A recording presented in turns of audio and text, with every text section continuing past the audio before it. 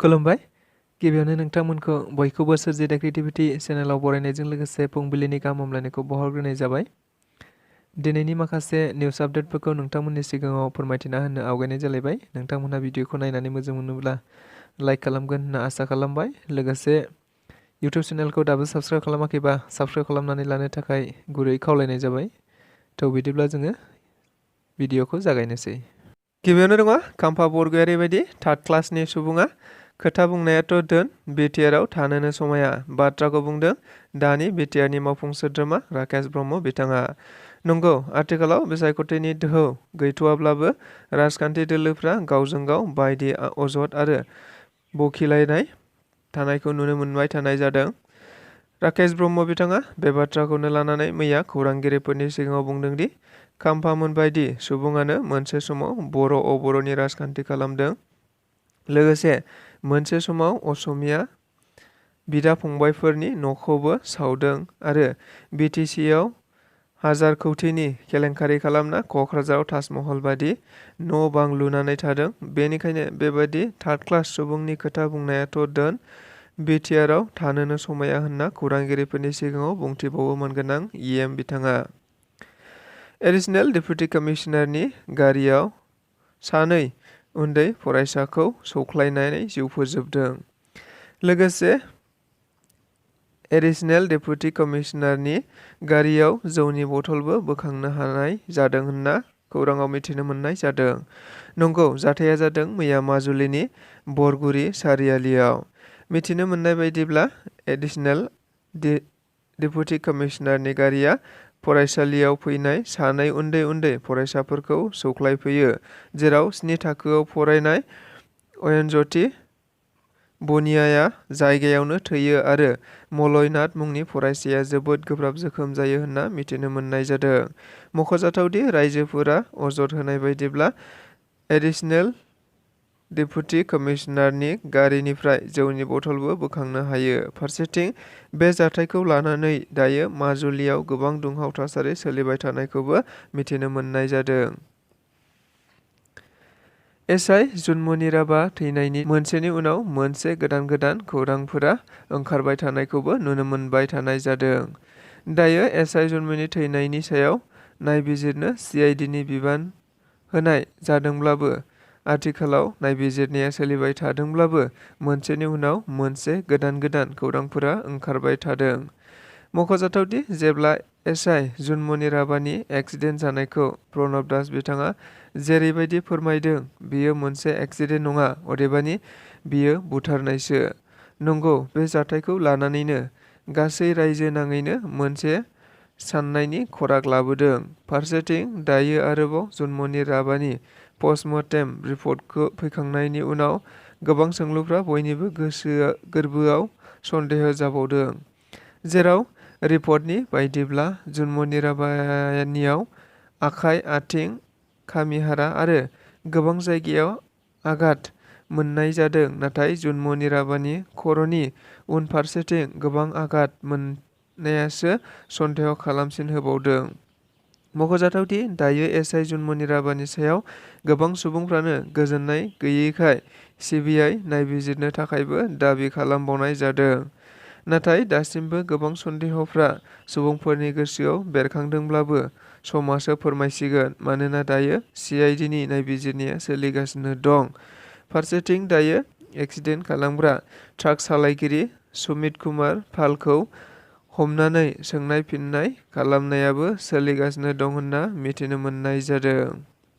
सालाकाथि NTPCआव सालाकाथि block BPFनि हेफाजाबजों सालाकाथि श्रमिक इउनियनआ 9 घन्टा धर्ना हाबाफारि लानाय जादों।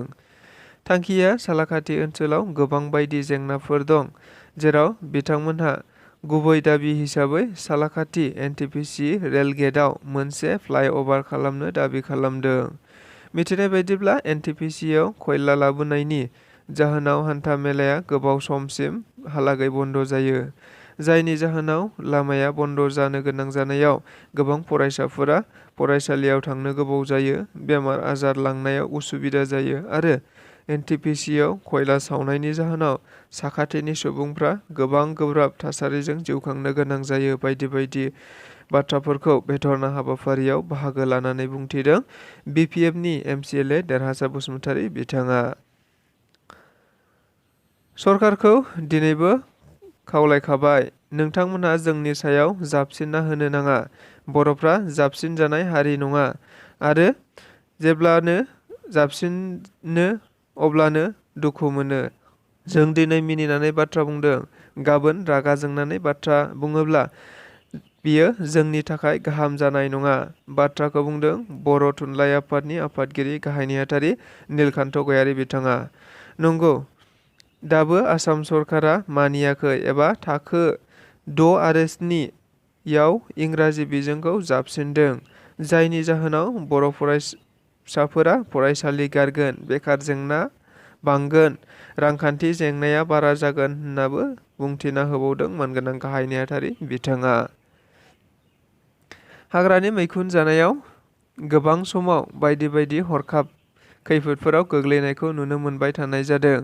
नंगौ, बेबायदिनो सिनाय मोनै मैखुनखौ जायिआनो मोजां। मिथिनाय बायदिब्ला बेबायदि जाथायानो जादों मैया बाक्सा जिल्लायाव।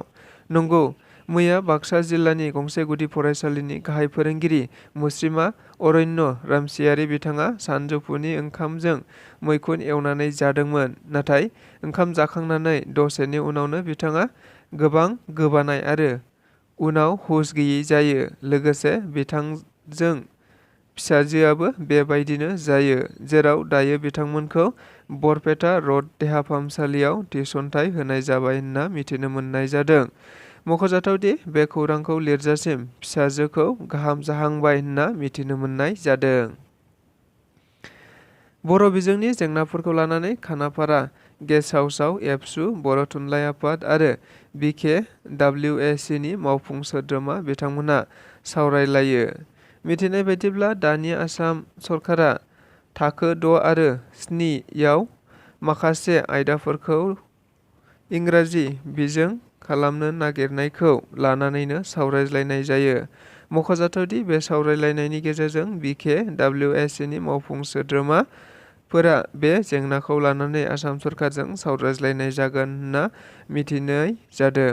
लोगोसे बे हाबाफारियाव दुलाराय बर' फरायसा आफादनि आफादगिरि नेहाथारिजों लोगोसे गोबां बिबानगिरिफोरा बाहागो लादोंमोन। बर' थुनलाइ आफादनि आफादगिरि गाहाय नेहाथारिजों लोगोसे गोबां अल आसाम बड' प्राइमारि टिचार्स एस'सिएशननि आफादगिरि नेहाथारिजों लोगोसे गोबां BKWACनि गोबां मावफुं सोद्रोमा बिथांमोनहाबो बाहागो लादोंमोन होनना मिथिनो मोननाय जादों। गुबुन फारसेथिं बेबायदिनो बेलासियाव आसामनि मन्थ्रिजों लोगोसे BTRनि गासै माखासे मावफुं सोद्रोमाफोरखौ लानानैबो बे एखे जेंनाखौ लानानैनो बड'फा हाउसआव सावरायलायनाय जायो होननानै मिथिनो मोननाय जादों। 2000 रांनि बिलाइखौ बन्द' खालामनो थांखि लाबाय। नंगौ, मैया मोनसे नटिसनि गेजेरजों फोसावना होनाय जाबायदि फैगौ 30 सेप्तेम्बरनि गेजेरावनो गासै 2000 रांनि बिलाइखौ बेंकआव जमा होजोबनो खावलायदों RBIआ।